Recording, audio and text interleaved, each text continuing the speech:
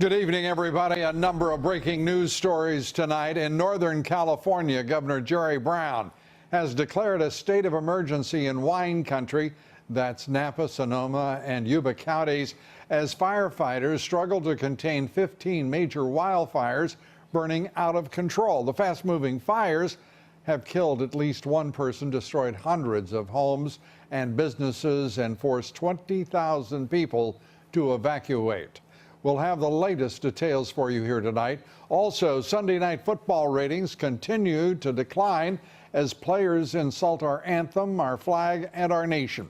Last night, some of the 49ers refused to stand for the flag and the anthem, and Colts players did stand, but they stood with their arms interlocked during the anthem. Vice President Mike Pence and his wife walked out, refusing to put up with the insults to the nation and its symbols. Just when it looked as though the owners and players were coming to their senses, it's clear Commissioner Goodell has given the players the okay to protest during our national anthem.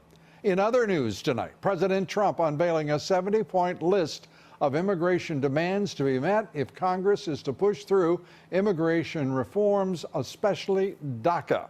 The proposal calls for a crackdown on unaccompanied minors who enter the U.S., cutting funding to sanctuary cities, and hiring 10,000 more immigration enforcement agents. It also seeks to protect American workers by mandating E-Verify and overhauling the green card system to end chain migration. But details on those parts of the plan are certainly not clear at this point. Democrats, as expected, simply hating the proposal. Senate Minority Leader Chuck Schumer and House Minority Leader Nancy Pelosi releasing a statement saying the plan strays from a deal they discussed with the president last month.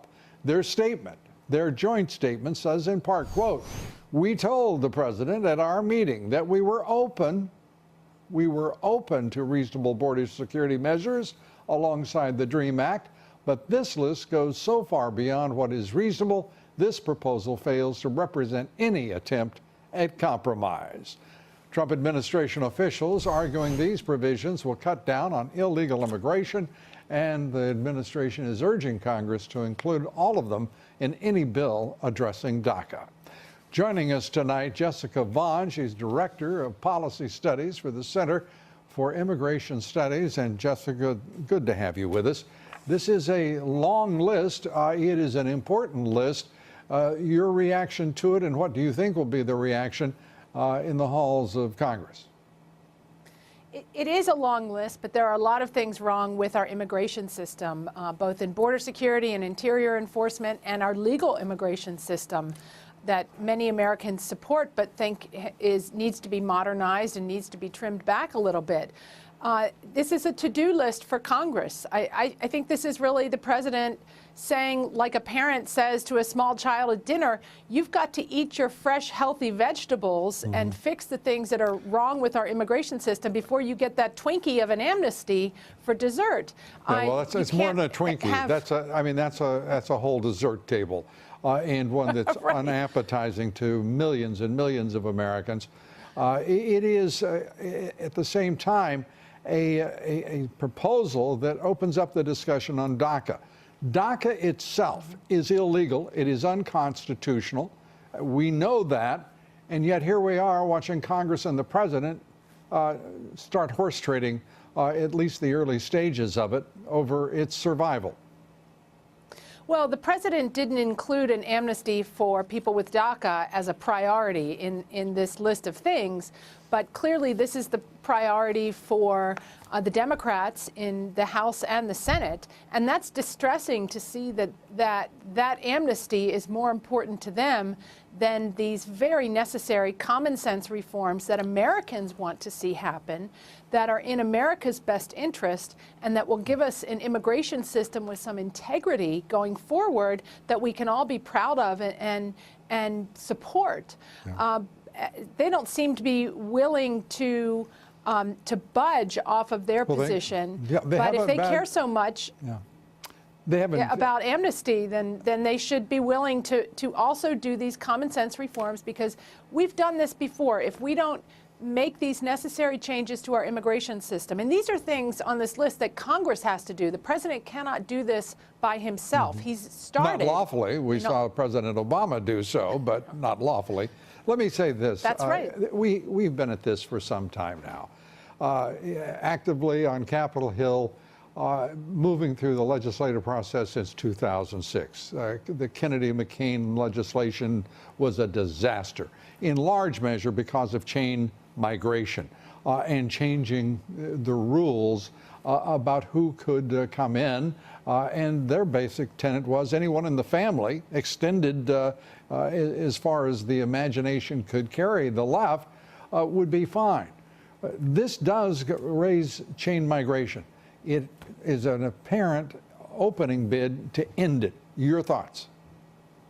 Well, I think curbing chain migration and getting rid of the unnecessary visa lottery program are the most important things that could happen in concert with any DACA amnesty if that is to happen. Every new immigrant to this country sponsors an average of more than 3 additional immigrants through chain migration. This is a recipe you're for being ever very increasing. conservative here, Jessica. This is the studies that I have seen show in legal immigration. The average is 6. And dependent, these illegal immigrants come in, they are so dependent upon the family that is here, friends and others, one would think that number would be significantly higher. It is for some groups, particularly certain parts of the world, Latin America and China. Immigrants from those places have in the past brought an average of more than 6 additional immigrants through chain migration. And we should point out for those who are not aware, the majority of people entering the country illegally in the most recent year were from China, from Mexico. That makes up the majority of illegal immigration into this country. Let me ask you this final question, if I may. No discussion of a wall has been entertained in Congress. That's when we're talking about a Congress that's led by the Republican Party. No discussion of a wall, border security, or the agents that the president has asked for. Any change, any hope of immigration reform, is it not still utterly dependent upon first securing the border and assuring the sovereignty of the nation? Yes, we have to secure the border because of illegal immigration and also the flow of illicit drugs into American communities, and to keep those American communities along the border safe. Yeah. And that has to be a prerequisite. It shouldn't be negotiable for anything. It should be Congress's job to provide the president with the resources that he needs to get that done. You and I, veterans of the immigration and illegal immigration, open borders and border security wars, know very well it has not been for a very long time. Jessica Vaughn, great to have you with us. We appreciate it. Thank you. Good to be with you.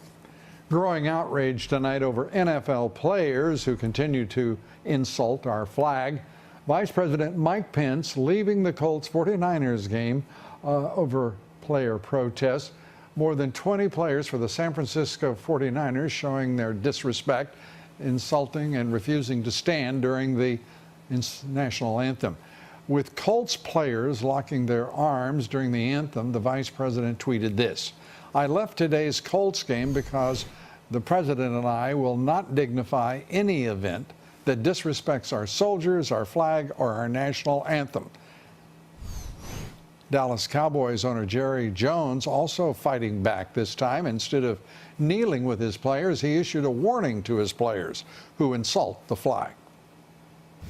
There is no equivocation here. We'll stand for the flag. If there's anything that is disrespectful to the flag, then we will not play. The Miami Dolphins also issued a rule requiring their players to stand for the national anthem or remain in the locker room. The Philadelphia Eagles may need a rule, at least 3 of their players raising their fists, as you see here, in a Black Power salute last night. We are coming back with much more on that story, all of the top news of the day. Stay with us. President Trump expected to announce his decision to decertify the disastrous Iran nuclear deal this week. The Iran deal is terrible, should have never been made. It leads to nuclear weapons for Iran in a short period of time. We'll take up the fallout of decertification of the deal. Ed Rollins joins us. And California declares a state of emergency. Raging wildfires consuming wine country, San Francisco covered in smoke. The fast-moving fires forcing more than 20,000 people to evacuate. We'll have the latest for you and much more straight ahead. Stay with us. California Governor Jerry Brown today declared a state of emergency in Napa, Yuba, and Sonoma counties as several wildfires continue to rage through wine country, including Mendocino County, which has not yet been declared a disaster area. More than 1,500 homes, businesses destroyed. That has prompted the evacuation, as I said earlier, of roughly 20,000 residents. Fox News correspondent Claudia Cowan is in Sonoma County and has the latest for us. Claudia. Thousands of firefighters from across the state are now battling this massive wildfire that just erupted overnight, taking out tinder-dry hillsides and structures like this one. This used to be a dairy. It's been here for many, many decades.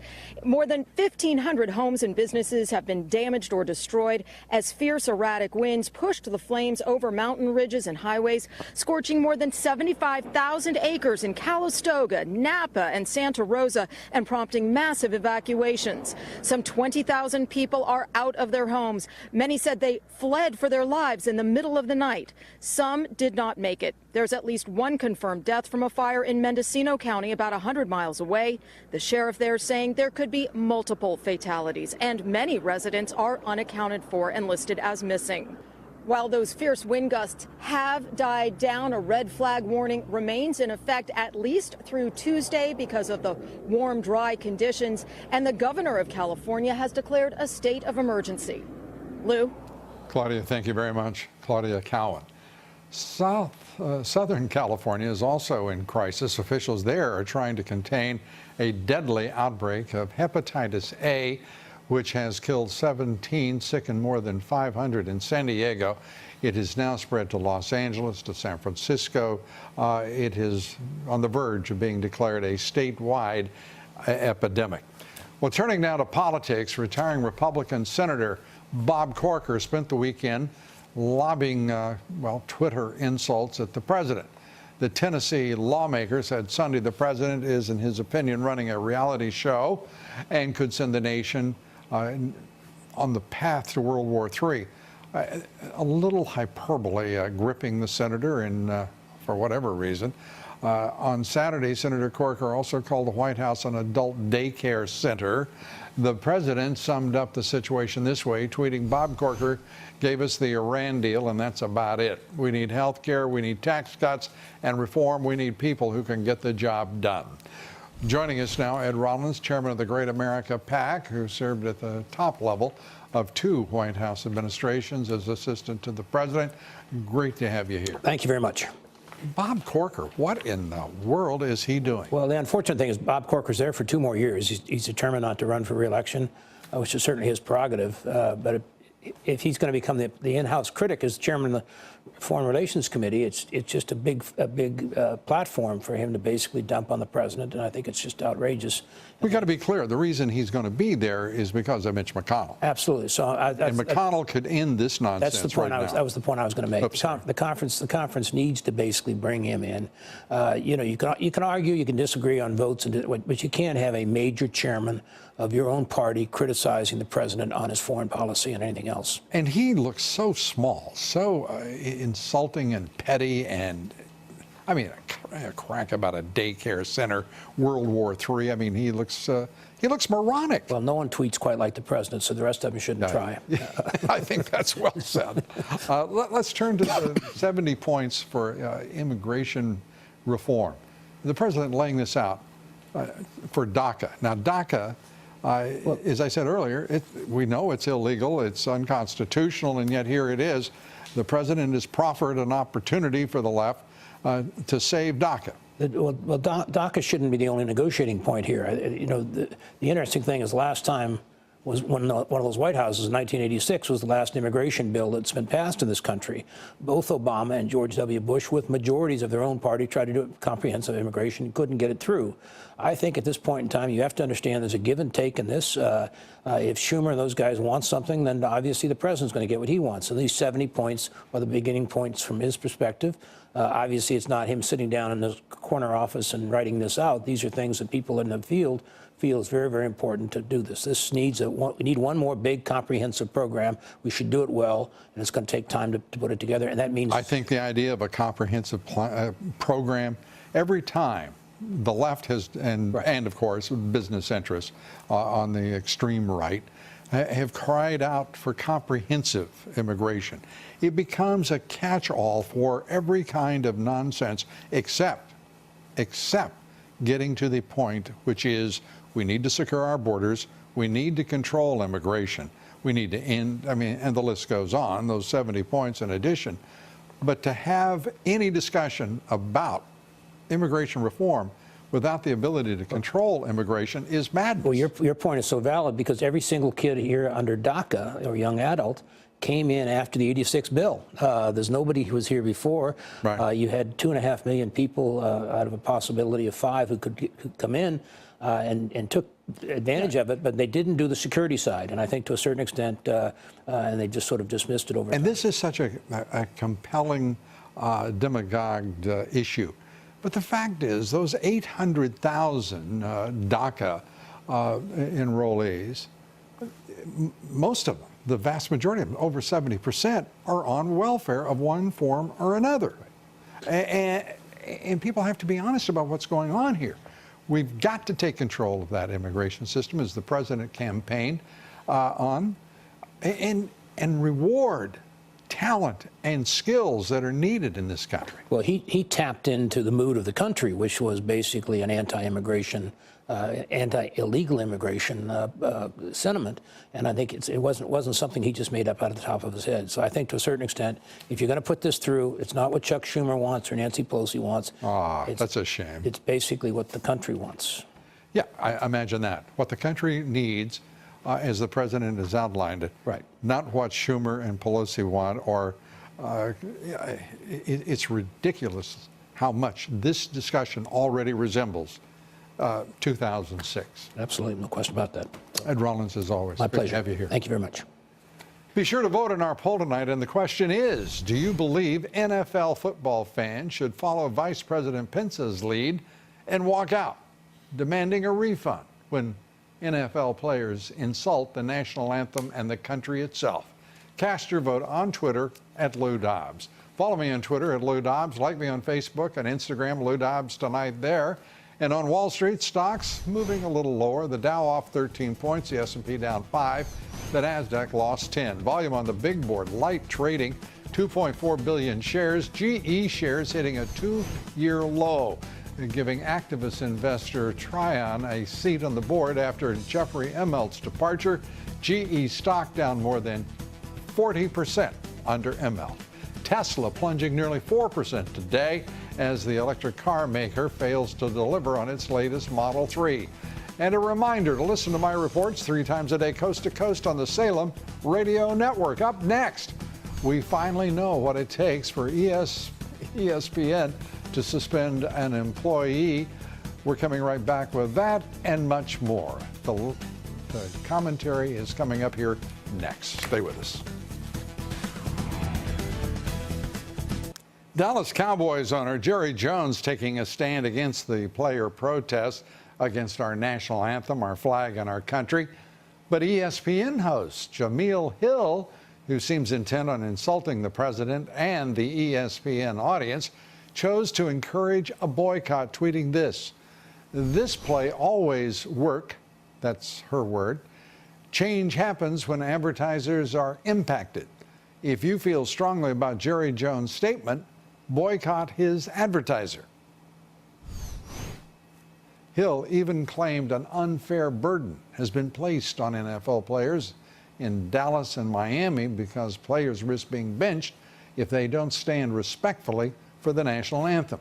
Apparently, she thinks it's unfair to be respectful to the flag and the nation The result, ESPN announced it'll be suspending Hill for 2 weeks, citing a second violation of the company's social media guidelines. Of course, the sagging leader in sports only taking action when it affects their bottom line, prospectively at least. The sports network pays nearly $2 billion a year to the NFL for broadcast rights. But when she insulted President Trump last month, ESPN did absolutely nothing, warning the host about her conduct. It's no wonder the ESPN is struggling, losing subscribers, facing higher costs and a decline in ad revenue. And that's where we are in this NFL player-led protest. These protesting NFL players are such ingrates that they and some of the sportscasters who cover them believe that standing for the national anthem, hand over heart, constitutes some form of, are you ready, oppression. Good grief. Our quotation of the evening, this one from George Bernard Shaw. He said this: power does not corrupt men. Fools, however, if they get into a position of power, corrupt power. We're coming right back. Stay with us. President Trump criticizing the ineptitude of the Obama administration's North Korea policy. We take up the president's tough talk and tougher policy against the rogue regime. Gordon Chang joins us next. And this daredevil motorcyclist pulling off a spectacular stunt over the Thames River. We'll show you the gravity-defying and stomach-churning video here next. We'll be right back. Stay with us. Russia and China are urging President Trump to stay in the Iran nuclear deal. Russia, in fact, warning of what they are calling negative consequences if the United States were to pull out of that deal. China claims the deal plays an important role in keeping global peace. President Trump is expected to decertify that deal later this week. The president today reiterated his position that diplomacy doesn't work with North Korea. He tweeted this, quote, "Our country has been unsuccessfully dealing with North Korea for 25 years, giving billions of dollars and getting nothing. Policy didn't work." Kim Jong-un over the weekend defended his country's nuclear weapons program, saying it's a powerful deterrent that guarantees its sovereignty. Joining me now, Asia expert Gordon Chang, a Forbes.com contributor and great American. Good to have you here. Thanks so much, Lou. I think it's interesting that the national left-wing media is not giving President Trump credit.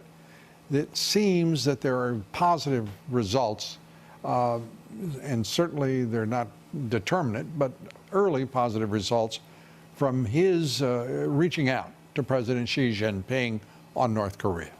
Yeah, well, certainly. I mean, the Chinese have said that they ordered the banks to stop some, not all, but some of their economic relations and their financial relationships with North Korea.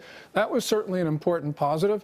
And I think that was the result of President Trump on June 29th severing a small Chinese bank from the global financial system.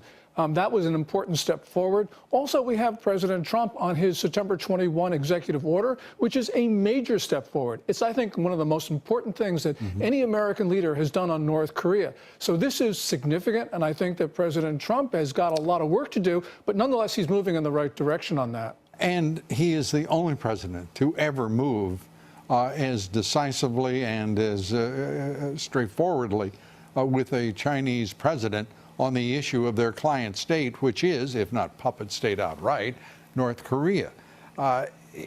He also admonished his military leaders, as you know, saying at a dinner at the White House, he needs options faster. He needs the military leaders, including General Mattis, the Secretary of Defense, to make things happen, to push against the bureaucracy. Your reaction?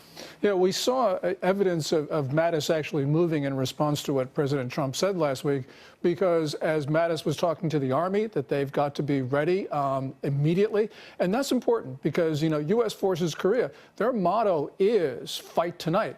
And when I was in Korea at the end of June, I heard General Vincent Brooks, who's the commander of USFK, talk about this not being just a slogan, but as actually a state of being. It's a way of life for American forces, and it's important for Mattis to instill that sense of urgency across the U.S. Armed Forces. You have the instinct here, at least the sense that the General Mattis was talking to forces outside of Korea because those forces would come into play, it appears, in quick order. It is troubling to hear Mattis say to develop options rather than have them ready right now. That seemed to me to be a peculiar expression. I don't know what he meant. Do you? No, I don't, and I picked that up as well. Right now, we have the Ronald Reagan, which is a Nimitz-class carrier, moving into position off of North Korea's east coast.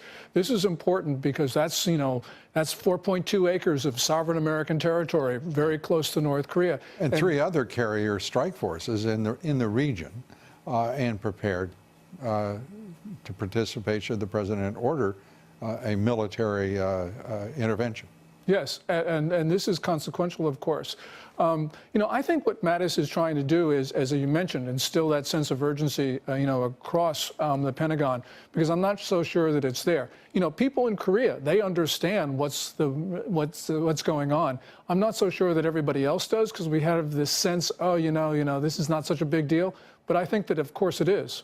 I would hope that there isn't that dissonance between the Pentagon and the White House, because if all of the departments that should be ready to act on the president's order instantly, it should be them. Yeah. Well, North Korea can always take us by surprise. They've done that so many times. They grabbed the Pueblo. They shot down that Navy reconnaissance plane over international water. They hacked to death those 2 Army colonels in the DMZ. They took us by surprise on all 3 of those incidents. And, we've been better since then. But in 2010, the North Koreans sunk that South Korean frigate. They shelled that island. This took us, not only the South Koreans, but it took, the Washington by surprise. So we've got to be very careful with them. I think that they have to be very careful with us as well. Of course. Thanks to President Trump. I don't think they've quite taken his measure yet, and I'm not so sure they want to. Well, clearly the Chinese, I think, have reacted very carefully to the president because they don't know what he's going to do, and that's a good thing. Well, he did describe a calm before a storm, which I'm sure was noted in Tehran as well as in Pyongyang. Thank you very much, Gordon Chang. Thanks, Lou. Be sure to vote in tonight's poll. Do you believe football fans should follow Vice President Pence's lead and walk out, demanding a refund when NFL players insult the national anthem in the country? Cast your vote on Twitter at Lou Dobbs. Please roll the video. There's a reason Travis Pastrana is a superstar in extreme sports. And this is one of the reasons. He nails this 75-foot motorcycle backflip between 2 barges in London's Thames River. He stops his bike on a dime, despite having less than 40 feet of room. I mean, that's amazing.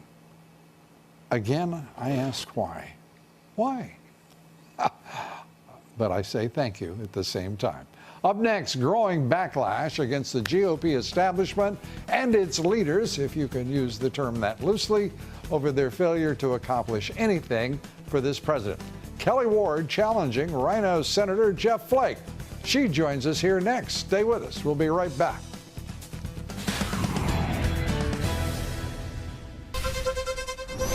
Former White House Chief Strategist Steve Bannon targeting incumbent Senator Jeff Flake of Arizona, trying to unseat the anti-Trump Republican next year. Both Bannon and the mega donor Mercer family are early backers of Flake's opponent, former state senator Dr. Kelly Ward.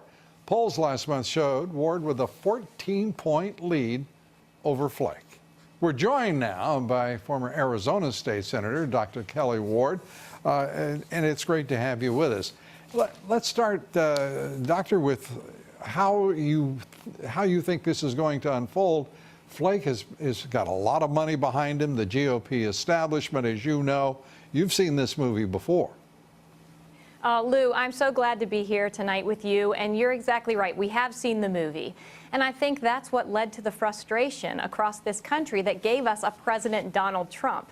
People are really, really tired of the swamp. They're tired of the status quo, and they're looking for, revolutionary, transformational leaders to go to Washington, D.C. and put this America First agenda into play to bring the policy forward. And Jeff Flake simply cannot do it, will not do it.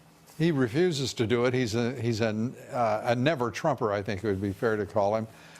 And what is it that in your judgment, your greatest appeal to replace Flake in the Senate?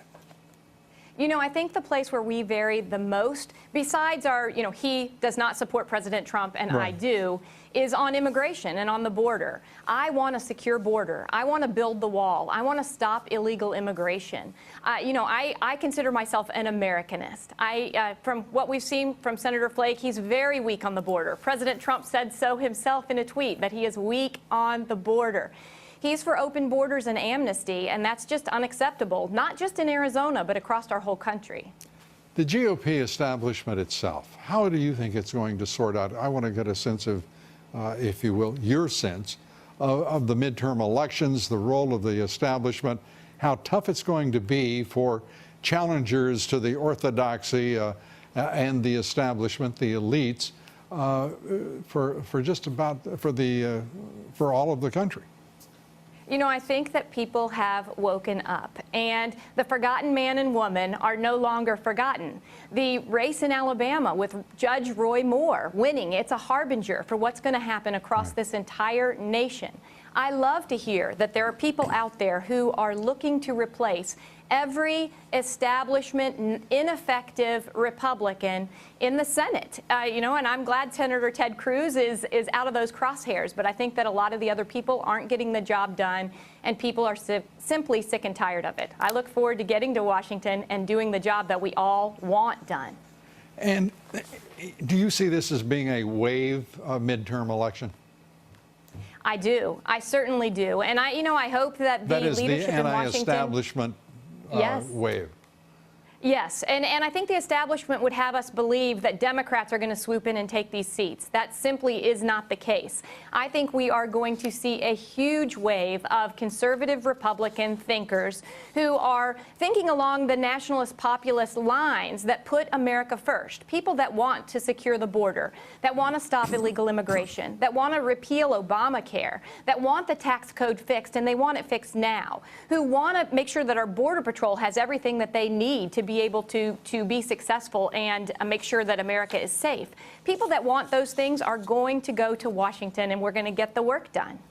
All right. Well, thank you very much for being with us. Look forward to talking to you throughout the campaign. Dr. Kelly Ward, thanks so much. Thanks, Lou.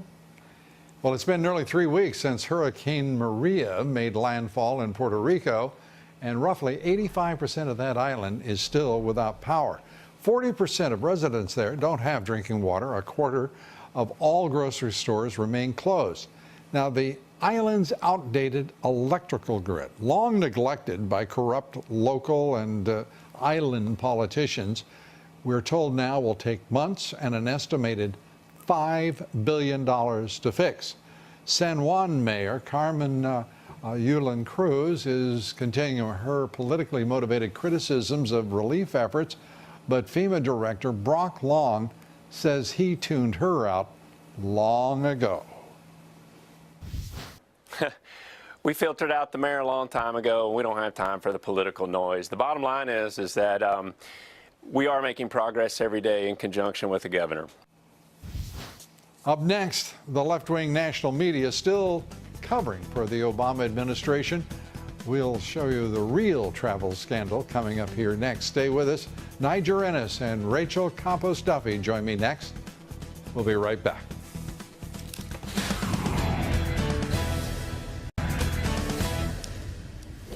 In our online poll last week, we asked, should the special counsel pivot from President Trump to Mark Zuckerberg in his quest for Russian collusion? 95% of you say you think that would be a very good idea. Finding out how much advertising was on Facebook bought by the Russians. The U.S. Inspector General has launched at least 5 investigations into travel by Trump cabinet members. Energy Secretary Rick Perry, EPA head Scott Pruitt, Treasury Secretary Mnuchin among those under scrutiny. The investigators may also want to put Obama's cabinet under scrutiny as well, because as you see there, they had quite an advantage. The administration took 94 military flights in its first 8 months, compared with 77 for the Trump team. The Obama administration also spent nearly $1 million on non-military charter flights during his 2 terms. Well, joining me now, Fox News contributor Rachel Campos-Duffy, national spokesperson for the Congress on Racial Equality, conservative commentator Niger Ennis. Rachel, good to have you both with us. And let me start, Rachel, with you. The president has put forward an initial bargaining position on comprehensive immigration reform. What are the odds of its passage? Well, it depends on if the Democrats care more about hitting Trump and their political shenanigans than they care about the DACA people that they claim that they've been fighting for 8 years. I mean, this is a negotiation. I think he put forward, in Trump style, some things he probably doesn't expect to get, but the American people have made it clear they are willing to help the DACA dreamers, if you will, if there's going to be border security and interior security with it. What do you think, Niger? Well, you know, unlike a lot of folk on the left who talk about dreamers and hypotheticals, or as and use dreamers, quite frankly, as a political weapon, I've actually talked with dreamers and communicated with dreamers, and they're very, very concerned about their future. And you know, President Trump has done an outstanding thing by saying, look, Congress, you're going to do your job. You have to pass legislation. This is not going to be done through some executive action that is constitutionally shaky. And I think Rachel is exactly right. Democrats have got to make the determination: do they want to actually help these dreamers that qualify to legitimately have legal status? That doesn't mean citizenship, but legal status, so that they can work and they can go to school and they can have some peace of mind at the end of the day. Because I can tell you point blank from folk that I've talked to, they're very, very concerned. So Democrats, the ball is in your court. Yeah, and frankly, I think, Rachel, that the president has made it very clear what he wants. And we know what Schumer wants, which is everything. The left has grown accustomed over this debate, battle over illegal immigration and open borders since 2006 in particular. They insist that they get citizenship, a path to citizenship, wide open borders, forgiveness of just about everything, or some pittance in the way of some kind of fine. This is an attitude of entitlement on the part of the left in this country on the issue of illegal immigration that the president, if he accepts it, he would get rolled on the wall, on enforcement, on the 10,000 ICE agents that he's asking for, e-verify. This is not a problem that has to be perpetuated. But don't you think that you have to insist on border security and the wall and e-verify, all of it being in place before you begin immigration reform? Well, what's interesting is the American people have said very clearly, in the election, they said, we want immigration reform, but we want border security first. And they have also said, in very large numbers, over 80%, we also want to do something with DACA. And I think that the president is actually reflecting what the American people want. And I think when you say the Democrats want everything, you know what I think the Democrats really want? They want nothing to happen. I tell you this as a Hispanic woman, they love this. They want this immigration reform to never get off the table, because I've told you this before, Lou.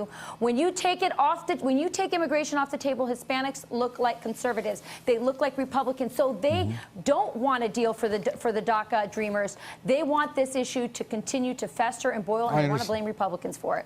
I understand, but my question was, should the president be insisting on all border security provisions being in place before? He has to. He has to. Of course. Of course. That's what the American people want. I mean, the president got elected on an America First immigration party, platform rather.